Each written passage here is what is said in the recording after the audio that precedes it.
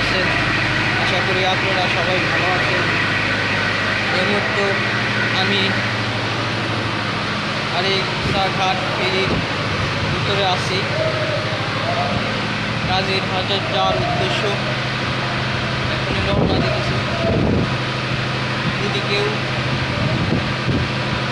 কাজীর হাট যেতে চান তাহলে অতি তাড়াতাড়ি ফেরিঘাটে চলে আসুন।